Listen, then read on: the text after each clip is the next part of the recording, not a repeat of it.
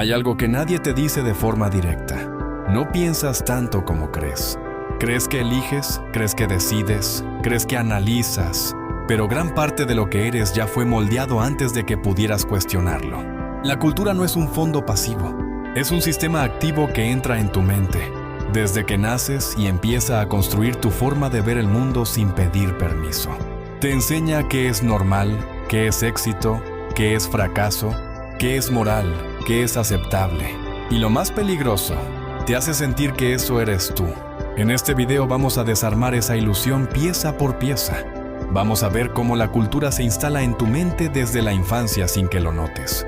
Cómo tu familia no solo te educa, sino que te programa con creencias heredadas. Cómo el lenguaje no solo describe tu realidad, sino que la define y la limita. Y cómo lo normal no es verdad, sino repetición colectiva disfrazada de sentido común. También vas a entender cómo los sesgos culturales distorsionan lo que crees ver. Cómo tu identidad no es algo fijo, sino una construcción influenciada desde afuera. Y cómo el miedo al rechazo social controla más decisiones de las que estás dispuesto a admitir. Vamos a ir más profundo todavía. La recompensa social, la dopamina de la aprobación, la necesidad de encajar, y cómo todo eso puede convertir tu vida en una búsqueda constante de validación externa sin que lo notes. Después entraremos en lo invisible, la neuroplasticidad. Cómo tu cerebro cambia físicamente según lo que repites.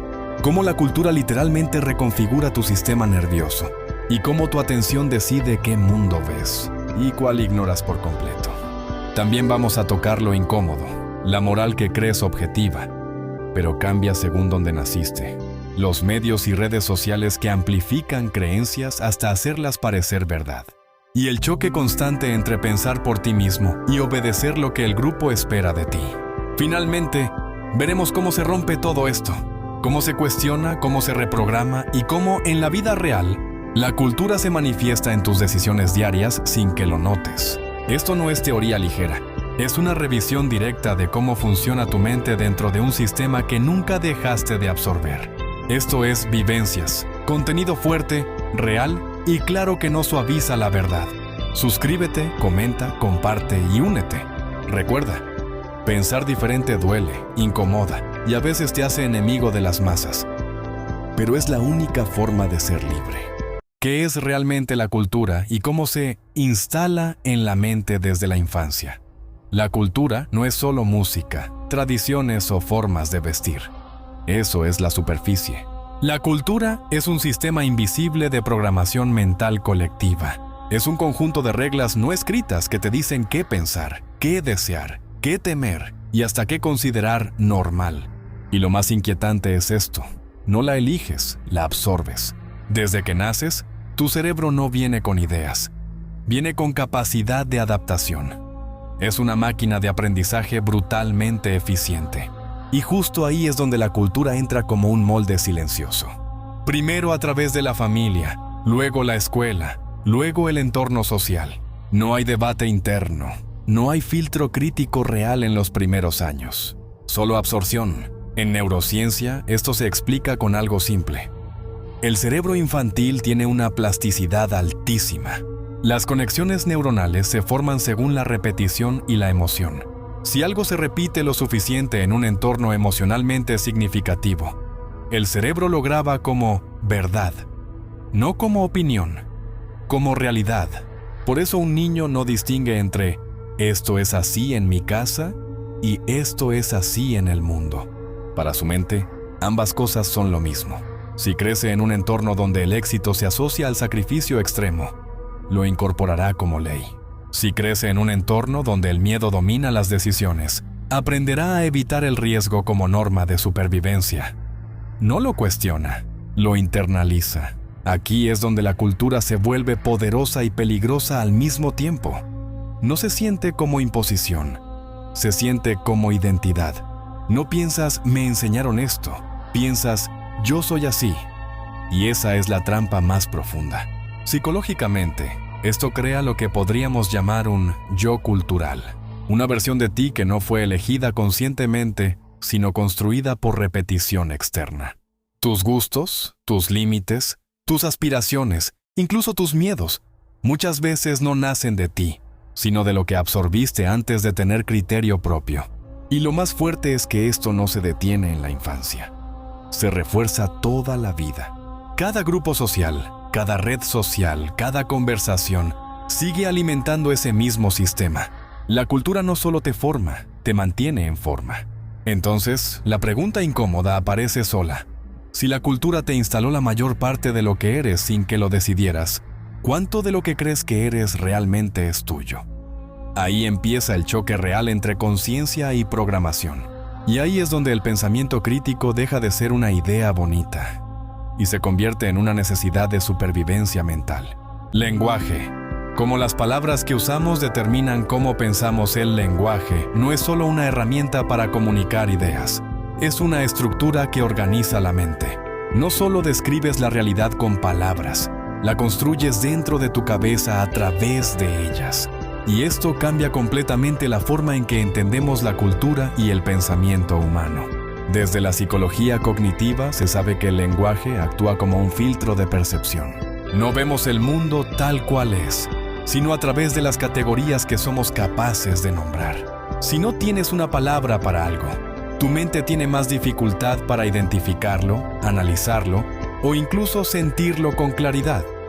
Esto no es teoría abstracta, es neurociencia aplicada. El cerebro trabaja por patrones, asociaciones y etiquetas. Cada palabra que aprendes crea una red neuronal específica que agrupa experiencias, emociones y conceptos.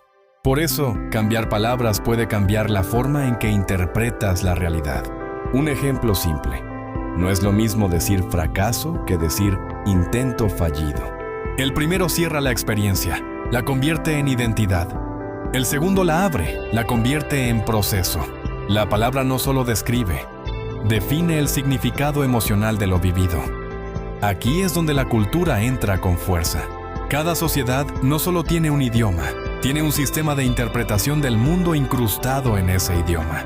Lo que una cultura enfatiza en su lenguaje se vuelve más importante para la mente de quienes la habitan. Lo que no se nombra tiende a desaparecer de la conciencia colectiva. Desde una perspectiva filosófica, esto plantea una idea inquietante. No pensamos libremente, pensamos dentro de los límites del lenguaje que heredamos. Y si el lenguaje es heredado, también lo es gran parte de nuestra forma de razonar. La neurociencia moderna respalda esto con estudios sobre activación cerebral. Cuando una persona utiliza ciertas palabras, se activan regiones específicas del cerebro asociadas a memoria, emoción y toma de decisiones. Es decir, el lenguaje no es pasivo, es un gatillo cognitivo. Pero lo más profundo ocurre en lo cotidiano. La forma en que te hablas a ti mismo define tu identidad interna. El diálogo interno no es neutral, es lenguaje convertido en estructura psicológica.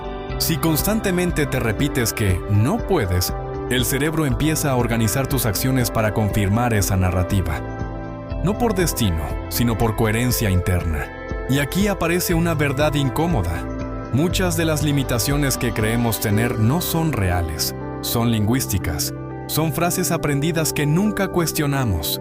Frases que se volvieron pensamientos y pensamientos que se volvieron decisiones. La cultura influye aquí de manera directa. No solo te enseña palabras, te enseña qué palabras usar para describirte a ti mismo. Te enseña cómo hablar del éxito, del fracaso, del amor, del valor personal. Y en ese proceso, también define los límites de lo que crees posible. En el fondo, cambiar de mentalidad muchas veces no empieza con pensar diferente, sino con hablar diferente. Porque quien cambia su lenguaje, empieza a cambiar la arquitectura de su pensamiento. Normalización social. Como lo normal es solo repetición colectiva, lo normal no es una verdad universal. Es un acuerdo implícito que nadie firmó, pero todos repiten. Es una construcción social que se vuelve invisible justamente porque está en todas partes. Y ahí está su poder. Lo normal no necesita justificarse, solo necesita repetirse. Desde la psicología social, la normalización ocurre cuando una conducta se repite lo suficiente dentro de un grupo, hasta que deja de ser cuestionada. Lo que al principio puede parecer extraño, con el tiempo se vuelve aceptado. Y lo más peligroso, lo aceptado termina pareciendo natural. El cerebro humano está diseñado para buscar coherencia social. Evolutivamente, pertenecer al grupo era sinónimo de supervivencia. Ser excluido podía significar la muerte. Por eso hoy, aunque ya no vivamos en ese contexto, seguimos arrastrando ese instinto. Preferimos encajar antes que cuestionar. Aquí es donde la cultura se consolida. No te obliga directamente a pensar de cierta forma. Te muestra repetidamente qué es lo que todo el mundo hace. Y el cerebro interpreta eso como referencia de seguridad. Si todos lo hacen, debe ser correcto. Ese es el atajo mental. La neurociencia lo explica a través de los sistemas de recompensa social. Cuando una persona se ajusta a lo esperado por su entorno, recibe aprobación, reconocimiento o al menos evita el rechazo. Eso activa circuitos de dopamina. Es decir, el cerebro recompensa la conformidad, no la verdad, sino la aceptación. Con el tiempo, esto crea una ilusión peligrosa. Creemos que lo común es lo correcto. Pero lo común solo es lo más repetido, no lo más verdadero. Muchas prácticas sociales se sostienen no porque tengan sentido, sino porque nadie las ha cuestionado con suficiente profundidad. Filosóficamente, esto es clave. La normalidad no es un punto de referencia estable, es un promedio dinámico. Cambia con el tiempo, con la cultura, con el contexto. Lo que hoy es normal, ayer pudo ser impensable y mañana puede ser absurdo. Sin embargo, en el presente lo vivimos como si fuera una ley natural. El problema aparece cuando la normalización sustituye al pensamiento crítico. En ese punto, las personas no evalúan la realidad, la comparan con la mayoría. Y si encaja con la mayoría, se asume como válido. No se pregunta, ¿es cierto? Se pregunta, ¿es común? Ejemplos cotidianos abundan. Cómo trabajar largas horas sin cuestionarlo. Cómo consumir ciertos productos sin analizarlos. Cómo aceptar dinámicas sociales que generan malestar solo porque así es la vida. Todo eso no nace de una decisión consciente, nace de la repetición cultural. Y lo más inquietante es que la normalización no solo define comportamientos, también define emociones. Te enseña qué deberías sentir en ciertas situaciones, qué es éxito, qué es fracaso, qué es felicidad. Incluso te dice cómo debería sentirse la vida correcta.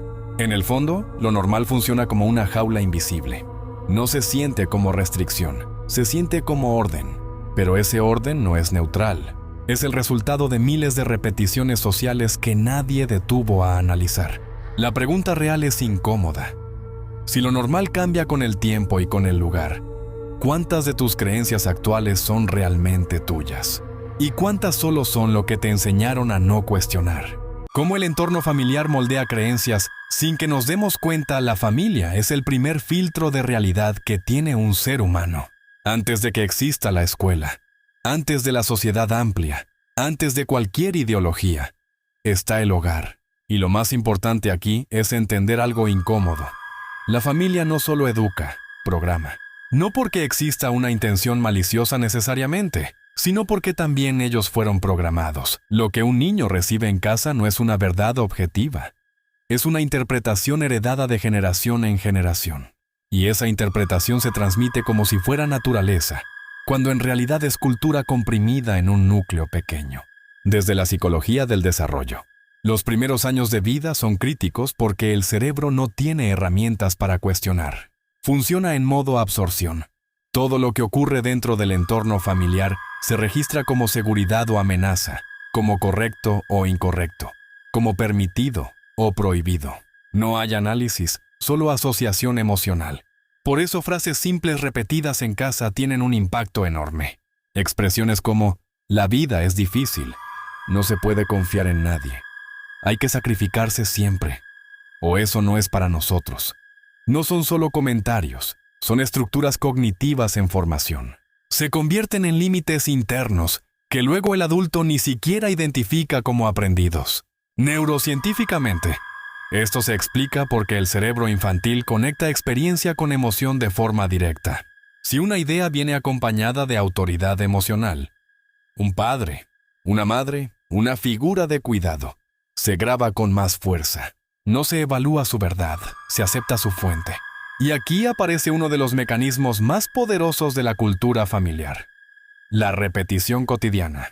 No hace falta un gran evento traumático para moldear una creencia. Basta con micro repeticiones diarias. ¿Cómo se habla del dinero? ¿Cómo se maneja el conflicto? ¿Cómo se expresa el amor o el miedo? Todo eso construye el manual invisible con el que el niño interpretará el mundo. Con el tiempo, ese manual se convierte en identidad. El adulto no dice, me enseñaron a pensar así. Dice, yo soy así. Pero en realidad, muchas de esas respuestas emocionales automáticas no son decisiones conscientes.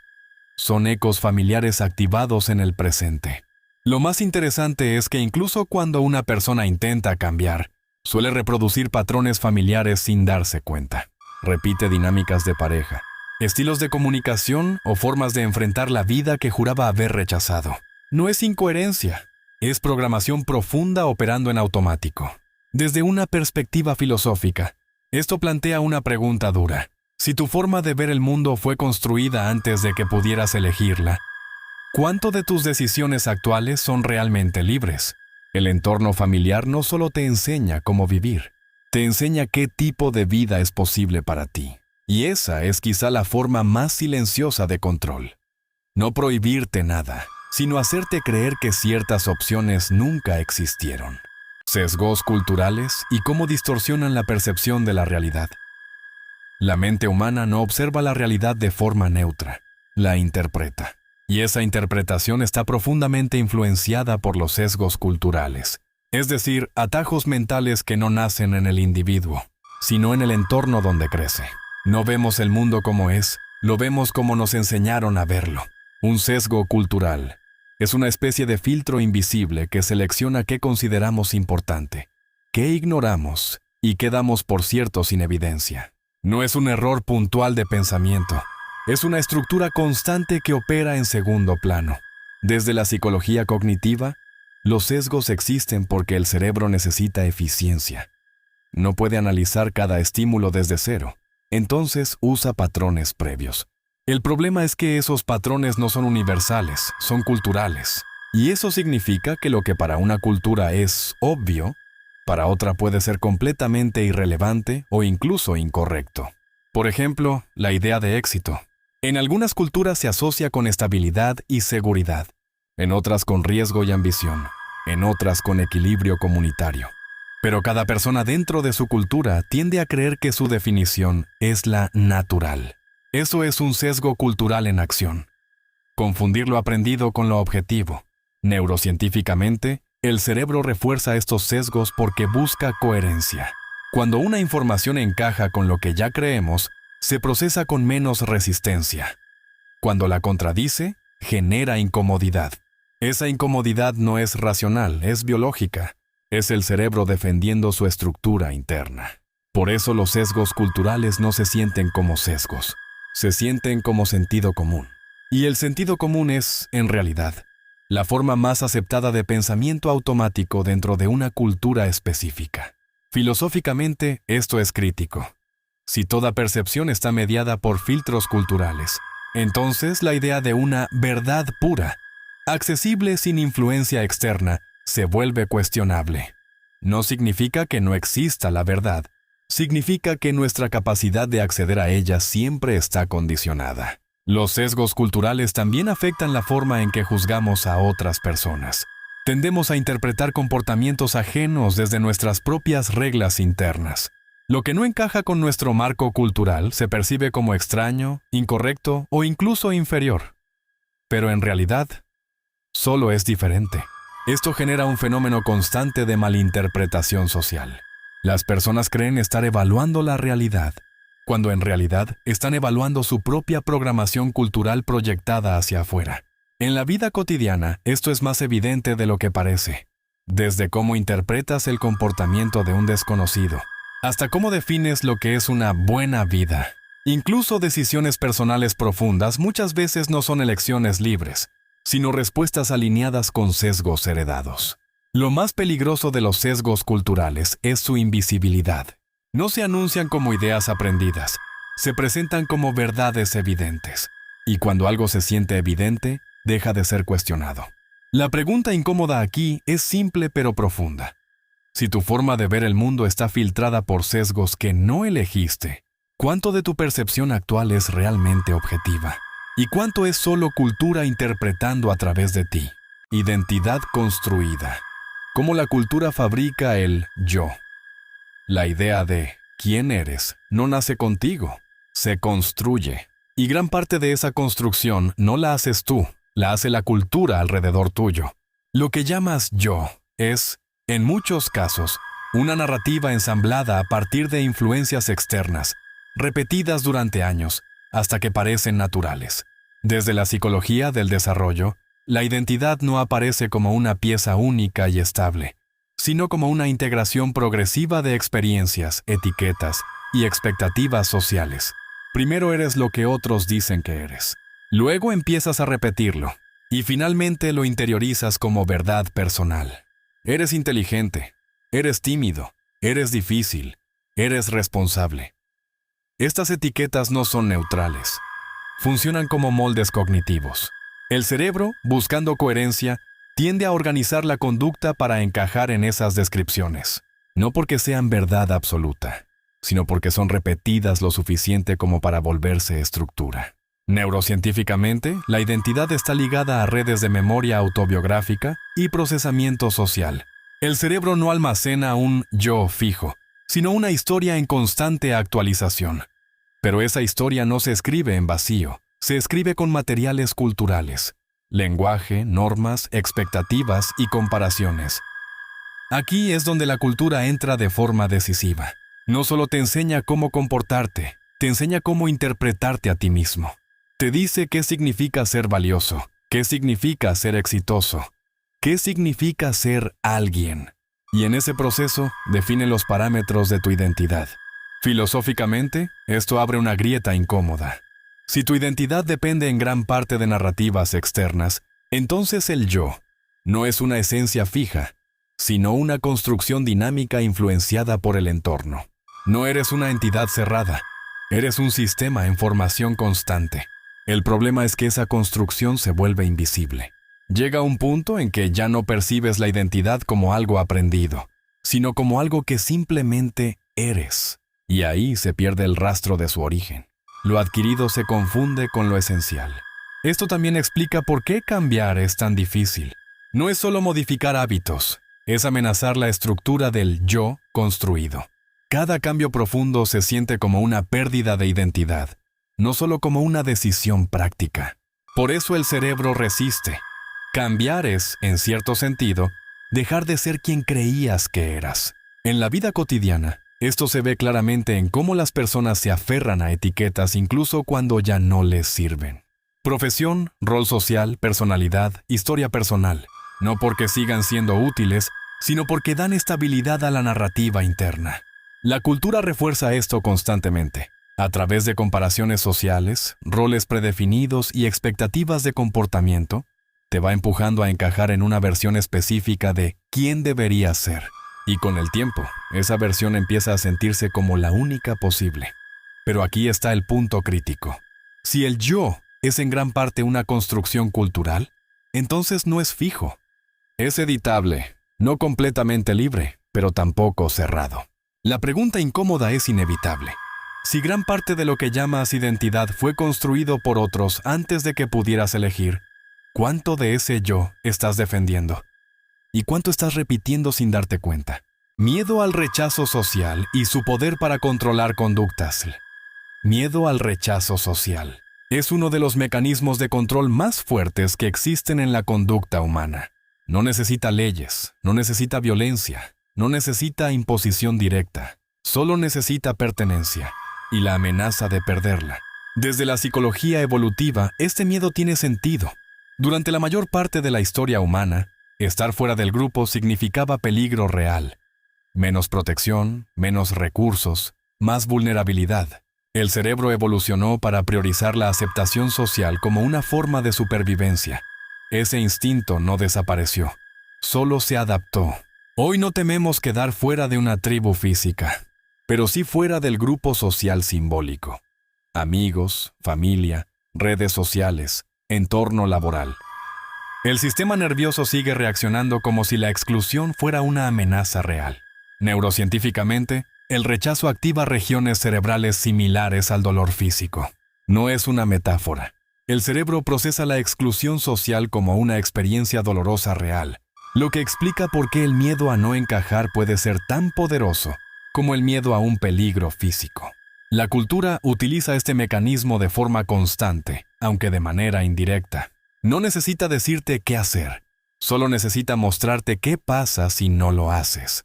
Ridículo, aislamiento, desaprobación, pérdida de estatus. Ese castigo social implícito es suficiente para moldear conductas.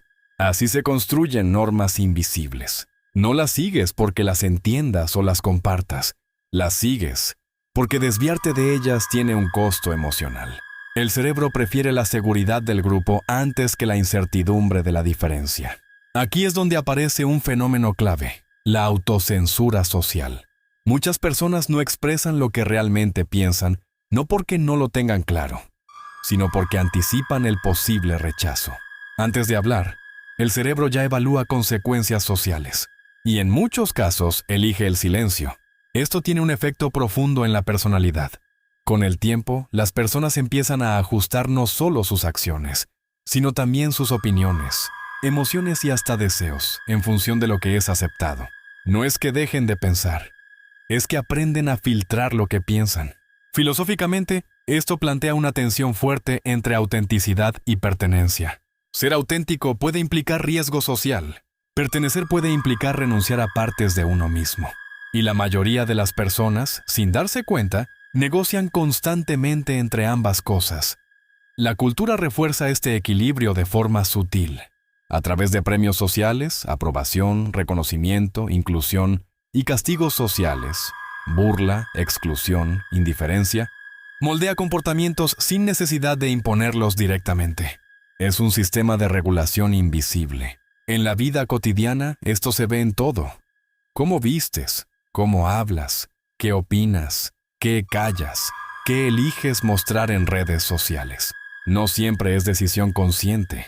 Muchas veces es adaptación automática a lo que el entorno considera aceptable. Lo más inquietante es que este miedo no solo limita lo que haces, también limita lo que piensas posible. Si algo te expone al rechazo, el cerebro tiende a descartarlo antes incluso de explorarlo. No porque sea imposible, sino porque es socialmente arriesgado. La pregunta final es incómoda pero necesaria. ¿Cuántas de tus decisiones son realmente tuyas? ¿Y cuántas son simplemente estrategias para evitar ser rechazado por el grupo al que perteneces?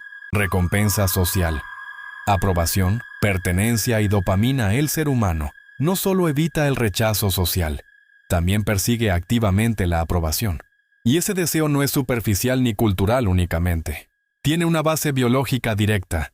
El cerebro recompensa la aceptación social como si fuera una ganancia real. Desde la neurociencia, la aprobación activa circuitos de recompensa asociados a la dopamina. No es placer en sentido abstracto. Es un sistema de refuerzo que le dice al cerebro: esto es correcto, repítelo. Cuando recibes validación, reconocimiento o pertenencia, el cerebro lo registra como una señal de seguridad y valor. Esto crea un mecanismo muy potente.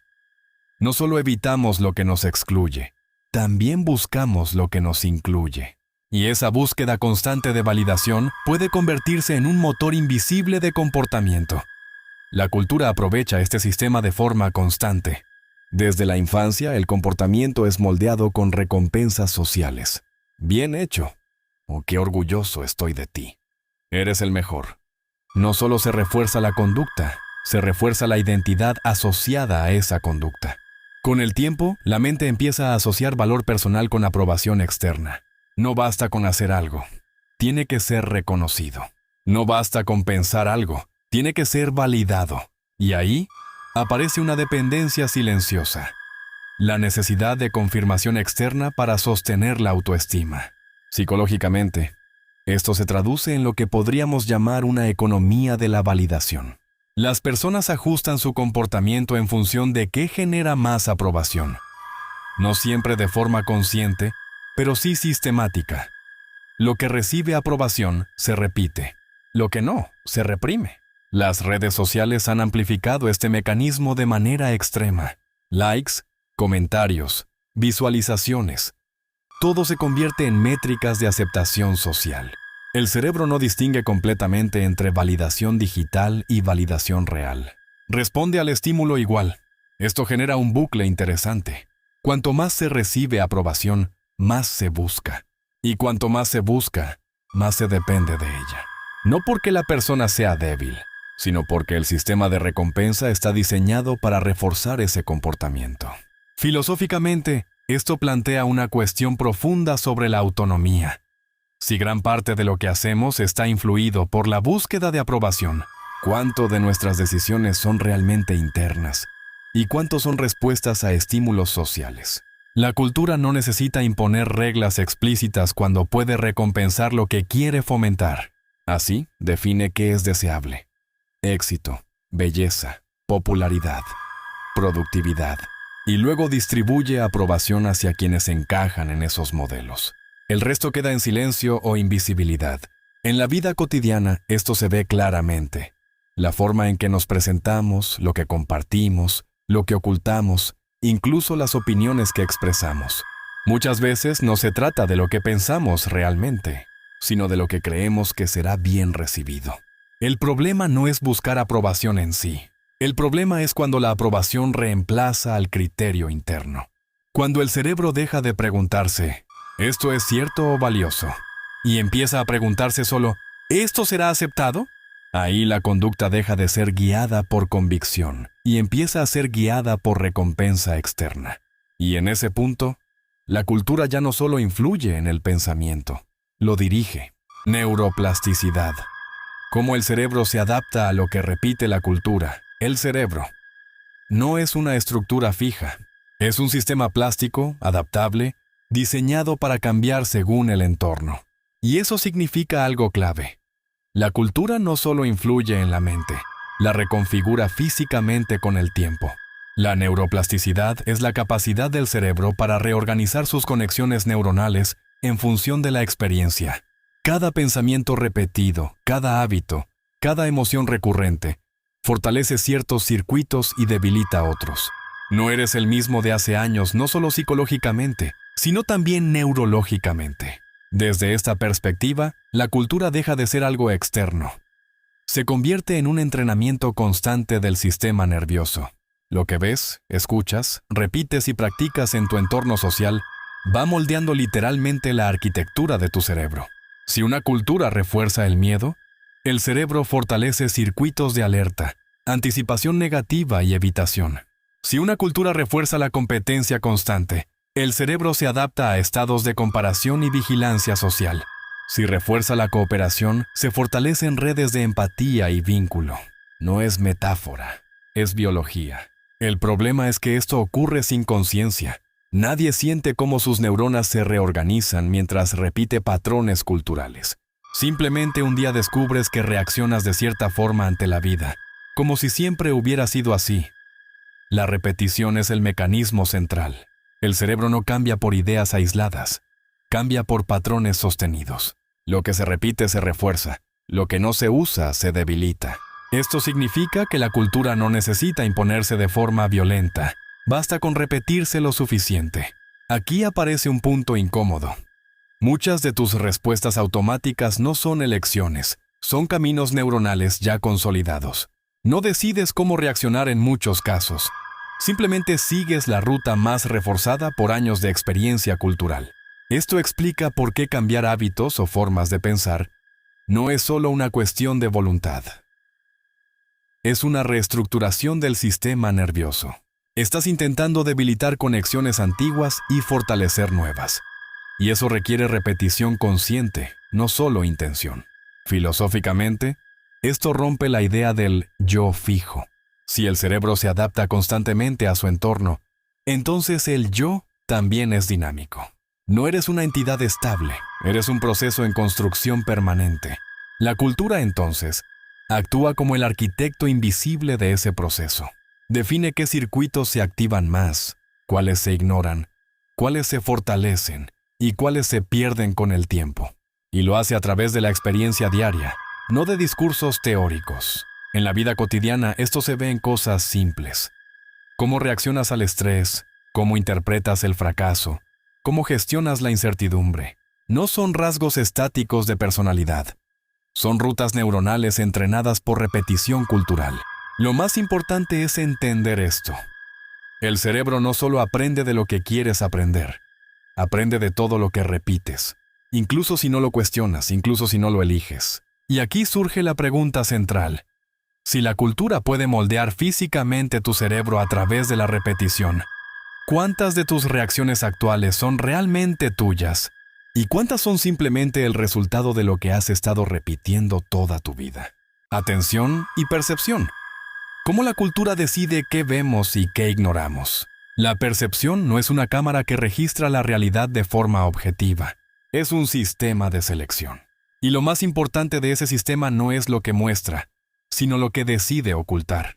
En otras palabras, no ves todo lo que existe, ves lo que tu mente ha aprendido a considerar relevante. Y ahí la cultura tiene un control silencioso pero profundo. Desde la neurociencia, la atención funciona como un filtro. El cerebro recibe una cantidad masiva de estímulos por segundo, pero solo procesa conscientemente una fracción mínima. ¿Qué entra en esa fracción? No es aleatorio.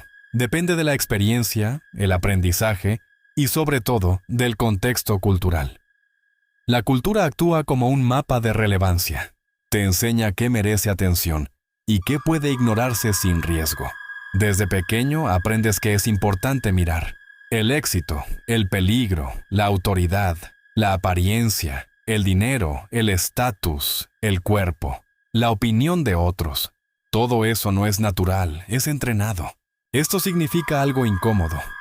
Dos personas pueden estar en el mismo lugar, viendo lo mismo, y sin embargo vivir realidades completamente distintas.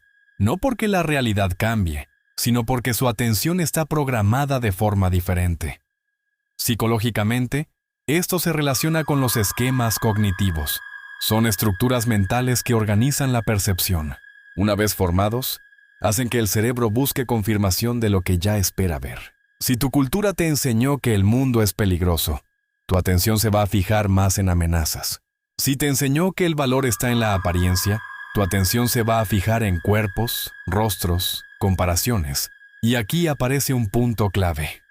No solo percibes lo que ves, percibes lo que estás preparado para ver. La cultura no necesita decirte directamente, ignora esto. Solo necesita enseñarte que es importante. Y lo demás simplemente deja de existir en tu experiencia consciente.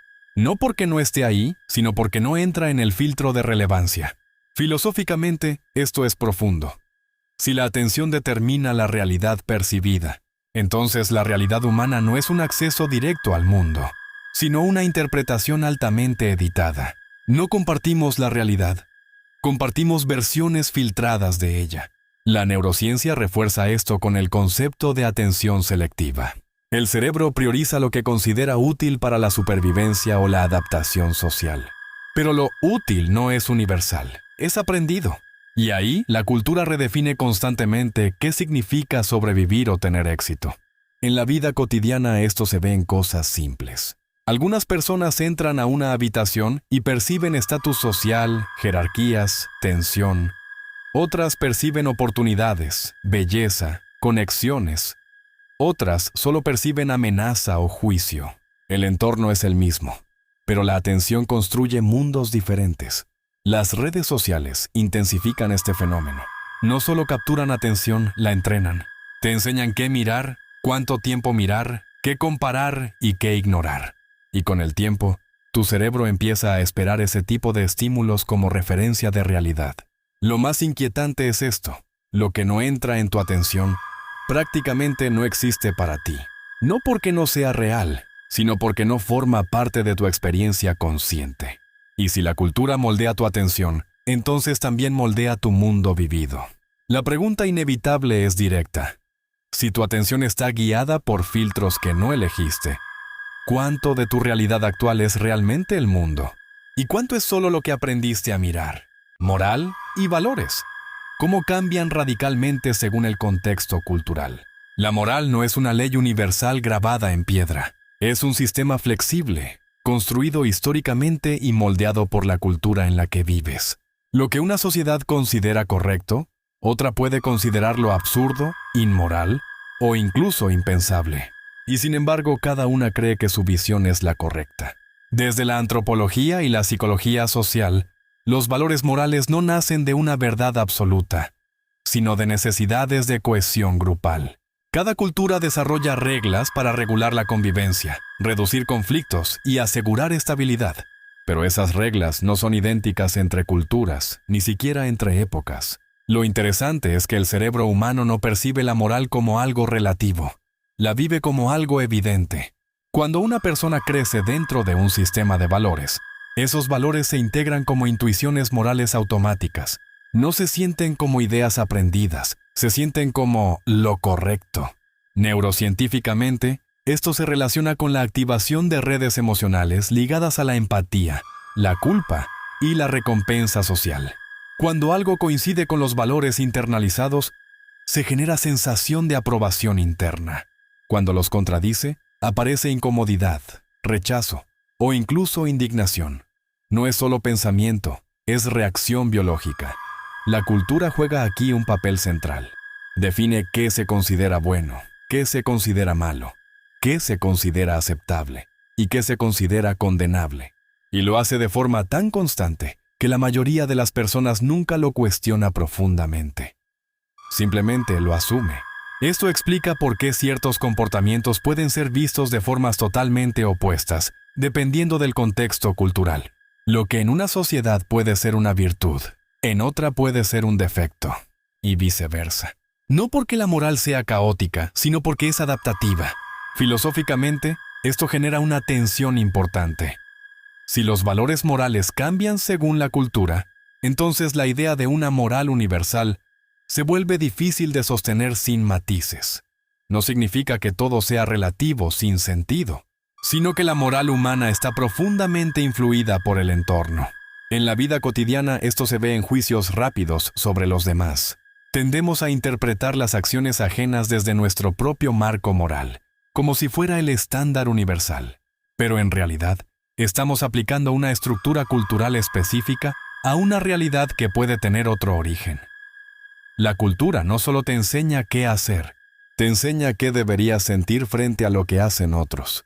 Te dice cuándo indignarte, cuándo sentir orgullo, cuándo sentir culpa o vergüenza. Y con el tiempo, esas respuestas emocionales se automatizan. El resultado es que muchas decisiones morales no se toman desde un análisis racional profundo, sino desde un sistema de respuestas emocionales entrenadas culturalmente. La persona no piensa, esto es bueno porque lo analicé. Piensa, esto es bueno porque se siente correcto. Esto es clave. La moral no solo guía la conducta, también estructura la identidad. Las personas no solo hacen cosas buenas o malas, también se perciben a sí mismas como buenas o malas personas, según esos criterios culturales. Y ahí aparece una paradoja interesante. Cuanto más seguro se siente un sistema moral, menos se cuestiona. Pero cuanto menos se cuestiona, más depende de la cultura que lo originó. La pregunta de fondo es incómoda pero necesaria. Si tus valores morales fueron formados dentro de un contexto cultural específico, ¿cuántos de ellos son verdades profundas? ¿Y cuántos son simplemente reglas aprendidas que nunca volviste a revisar? Medios, redes sociales y amplificación de creencias culturales. Los medios y las redes sociales no solo informan, moldean. No son espejos de la realidad, son amplificadores de ciertos fragmentos de la realidad y filtros de otros. Y ese proceso de selección no es neutral, responde a intereses, algoritmos y patrones de atención humana. Desde la psicología cognitiva, el cerebro no distingue bien entre experiencia directa y experiencia mediada cuando la repetición es constante. Si ves una idea suficiente veces en diferentes contextos, tu mente empieza a tratarla como familiar. Y lo familiar se confunde fácilmente con lo verdadero. Aquí es donde los medios se vuelven una extensión de la cultura. No crean creencias desde cero, pero sí refuerzan, exageran o debilitan creencias ya existentes. Funcionan como un sistema de eco que multiplica ciertas narrativas hasta que parecen dominantes. Las redes sociales intensifican esto mediante algoritmos diseñados para maximizar atención. Y lo que más captura atención no es lo equilibrado, sino lo emocional, lo extremo lo conflictivo, lo polarizante. El resultado es una cultura amplificada emocionalmente, no necesariamente una cultura más precisa. Neurocientíficamente, esto tiene sentido. El cerebro presta más atención a lo que genera emoción. Amenaza, indignación, sorpresa o validación activan sistemas de alerta y recompensa. Los algoritmos simplemente explotan ese mecanismo biológico. Con el tiempo, esto crea una distorsión perceptiva. Las personas empiezan a creer que lo que ven en sus pantallas es una representación fiel del mundo, cuando en realidad es una selección altamente curada de estímulos diseñados para retener atención. Filosóficamente, esto plantea una cuestión crítica. Si la mayor parte de la información que consumimos está filtrada por sistemas que priorizan la atención sobre la verdad, entonces, nuestra percepción de la realidad se construye sobre una base parcialmente artificial. Los medios tradicionales y digitales también funcionan como validadores culturales. Cuando algo aparece repetidamente en ellos, adquiere legitimidad simbólica. No necesariamente porque sea más verdadero, sino porque es más visible. Esto refuerza el fenómeno de la normalización. Lo que se repite en redes empieza a parecer común. Y lo que parece común empieza a parecer correcto. Así, las creencias culturales no solo se mantienen, se amplifican y aceleran. En la vida cotidiana, esto se nota en cómo cambian rápidamente las opiniones colectivas. Ideas que antes eran marginales pueden volverse centrales en poco tiempo, si son amplificadas constantemente. No por un cambio profundo de reflexión, sino por repetición mediática. También ocurre lo contrario. Ideas complejas o matizadas suelen perder espacio porque no generan el mismo impacto emocional. La cultura mediática favorece lo simple, lo rápido, lo impactante, y eso influye directamente en cómo la sociedad piensa.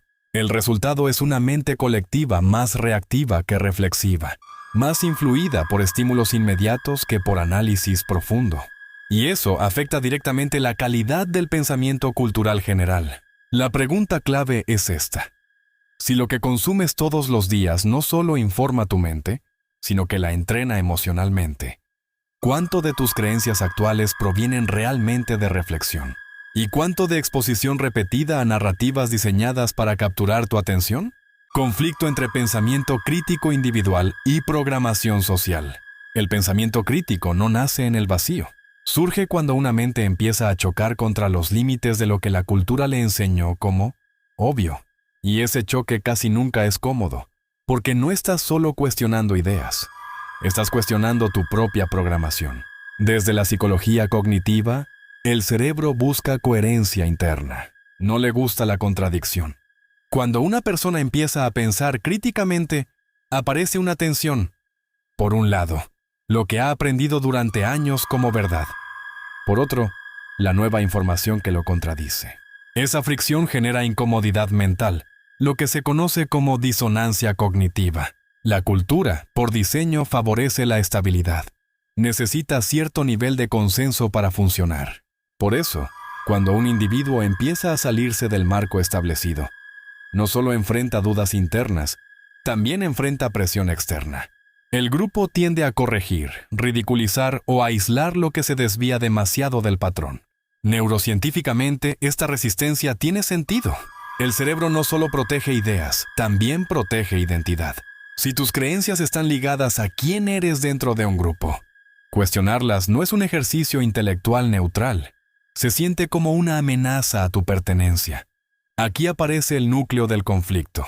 El pensamiento crítico exige separación temporal del consenso social, pero la programación cultural empuja en dirección contraria: pertenecer, coincidir, no romper el equilibrio. Filosóficamente, esto plantea una tensión clásica entre verdad y aceptación. La verdad, cuando es incómoda, puede aislar. La aceptación, cuando es automática, puede ocultar la verdad. Y el individuo queda atrapado entre ambas fuerzas. En la vida cotidiana, este conflicto se ve en pequeñas decisiones. Opiniones impopulares que se callan, preguntas que no se hacen, dudas que se reprimen para evitar fricción social. Muchas veces no es falta de pensamiento crítico, es autocensura aprendida. El problema es que la cultura no solo impone ideas, también define los límites de lo que es razonable pensar. Todo lo que queda fuera de esos límites suele etiquetarse como exagerado, radical o incorrecto, incluso antes de ser analizado. Esto crea un fenómeno interesante. El pensamiento crítico no solo debe luchar contra ideas, sino contra el marco que define qué ideas pueden ser consideradas válidas desde el inicio.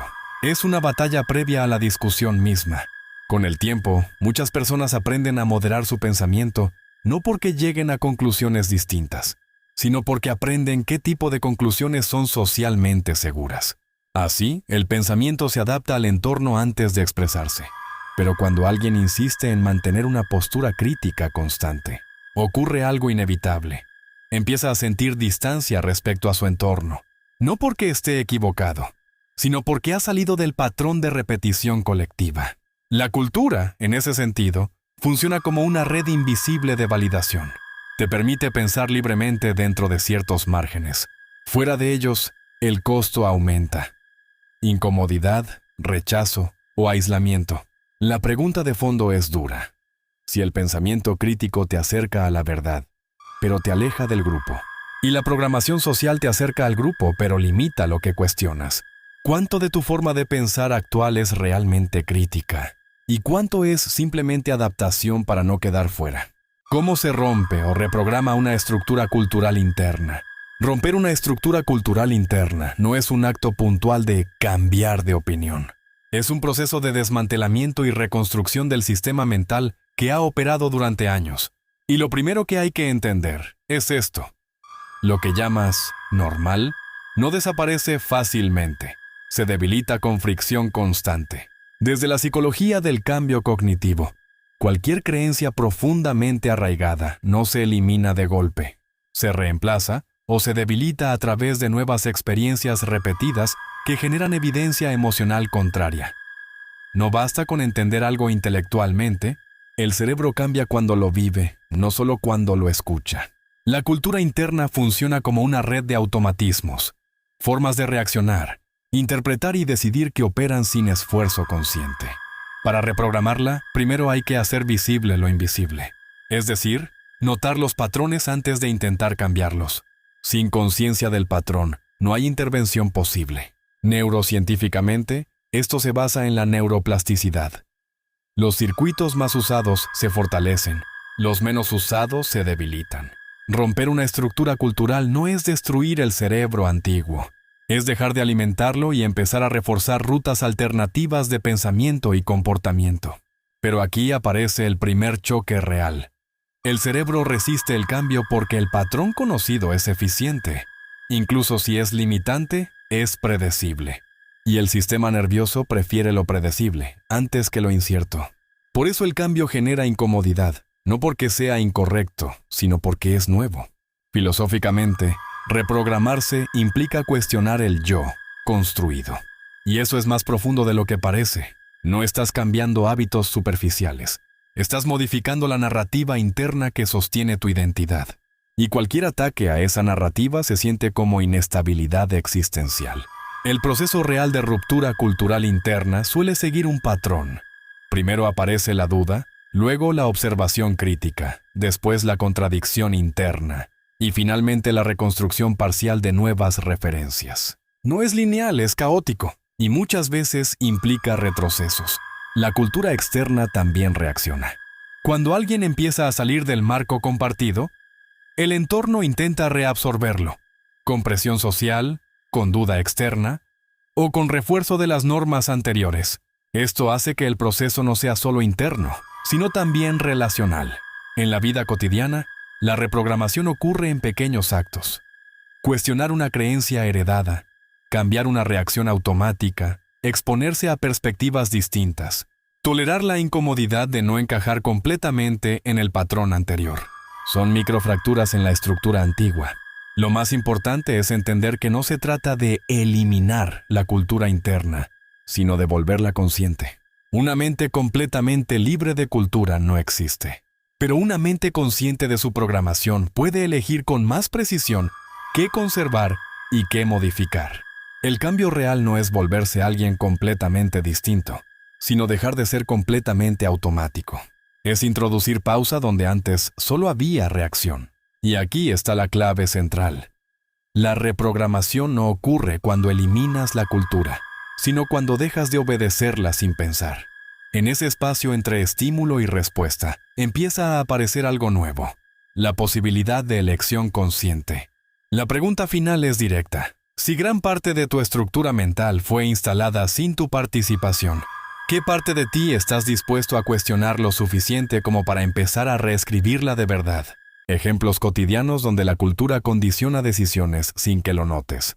La cultura no se ve en teoría, se ve en lo cotidiano. Es en las decisiones pequeñas donde más claramente se revela cuánto de lo que haces está guiado por programación social y no por elección consciente. Y lo más inquietante es que muchas de esas decisiones se sienten completamente naturales. En la vida diaria, una de las formas más claras de influencia cultural está en cómo defines el éxito. No lo construyes desde cero, lo heredas como imagen mental. Dinero, estatus, reconocimiento, estabilidad. Incluso si dices que no te importa, tu mente ya tiene un modelo previo que compara constantemente tu vida con ese estándar. Otro ejemplo está en el consumo. No eliges productos únicamente por necesidad, sino por lo que comunican socialmente. Lo que usas, comes o muestras también funciona como lenguaje cultural. Muchas decisiones de compra no son racionales, son simbólicas. Dicen algo de ti dentro del grupo. En las relaciones también se ve con claridad. La cultura define qué es una relación correcta, cuánto debería durar, cómo debería sentirse, qué comportamientos son aceptables. Y muchas veces las personas no evalúan sus relaciones desde su experiencia real, sino desde ese guión cultural interno. Incluso el tiempo está culturalmente estructurado. ¿Cómo trabajas? ¿Cuánto descansas? ¿A qué edad deberías lograr ciertas cosas? No son leyes naturales, son calendarios sociales que se internalizan como si fueran biológicos. Y cuando no se cumplen, aparece ansiedad, culpa o sensación de fracaso. En la forma de vestir ocurre lo mismo. No es solo estética, es pertenencia. La ropa comunica estatus, identidad, grupo social. Y muchas elecciones que parecen personales, en realidad, están alineadas con códigos culturales no escritos. También en la expresión emocional se ve la influencia cultural. Hay emociones que se aceptan más que otras según el contexto. La forma en que muestras tristeza, enojo o alegría no es completamente libre. Está modulada por lo que tu entorno considera apropiado. En decisiones importantes, como qué estudiar o qué trabajo elegir, la cultura pesa de forma enorme. Muchas elecciones no nacen de una reflexión profunda sobre lo que uno quiere, sino de lo que se considera seguro, respetable o aceptable dentro del entorno social. Incluso la forma en que interpretas el silencio, la soledad o el aburrimiento está mediada culturalmente. Para algunas culturas, el silencio es incomodidad, para otras es reflexión. Pero el individuo rara vez lo cuestiona. Simplemente lo siente como es. Lo más importante es esto. La cultura no te obliga a decidir de una manera específica. Te entrena a que ciertas decisiones te parezcan más razonables que otras. Y cuando algo se siente razonable, deja de ser cuestionado. En conjunto, estos ejemplos muestran un patrón claro. La cultura no interviene como fuerza externa visible, sino como lógica interna invisible. No empuja directamente. Organiza el campo de posibilidades antes de que tú decidas. Y aquí aparece la conclusión más incómoda de todo el guión. Si la mayoría de tus decisiones cotidianas están guiadas por marcos culturales que no elegiste conscientemente, ¿cuántas de tus elecciones son realmente libres? ¿Y cuántas son simplemente la forma en que la cultura piensa a través de ti? Al final de todo esto, la pregunta no es ¿qué tan informado estás? La pregunta real es ¿cuánto de lo que crees que eres realmente fue elegido por ti? Hemos visto cómo la cultura no es un fondo decorativo, sino una arquitectura invisible que entra desde la infancia y empieza a construir tu mente sin pedir permiso. Cómo tu familia no solo te guía, sino que instala creencias que luego confundes con tu identidad. Cómo el lenguaje no solo comunica, sino que estructura lo que puedes pensar y lo que ni siquiera llegas a considerar posible. También vimos cómo lo normal no es verdad, es repetición. Cómo los sesgos culturales distorsionan lo que percibes sin que lo notes.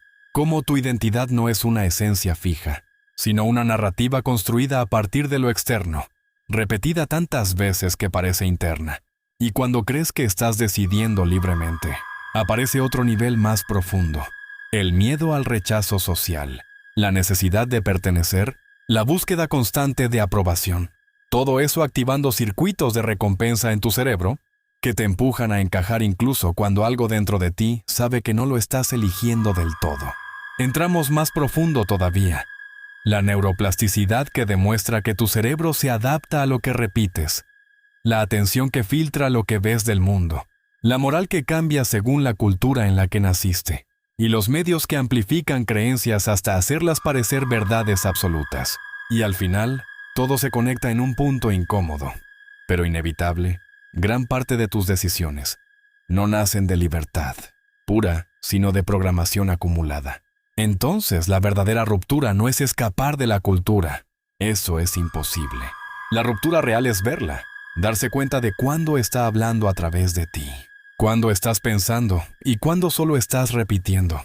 Porque el momento en que ves el programa, deja de ser automático. Suscríbete al canal, deja un like y comenta qué despertó este contenido en ti. Parece poco, pero es lo que mantiene viva este tipo de reflexión. Cuando comentas, el video llega a más personas que también sienten que el mundo se volvió demasiado superficial. Cuando dejas like, el algoritmo entiende que este silencio necesita romperse, y cuando te suscribes, pasas a formar parte de esta comunidad lúcida. Aquí no se promete comodidad fácil ni respuestas listas, solo ideas que incomodan pero liberan. Si esto tiene sentido para ti, entonces ya no estás mirando este contenido como entretenimiento. Estás empezando a cuestionar el programa.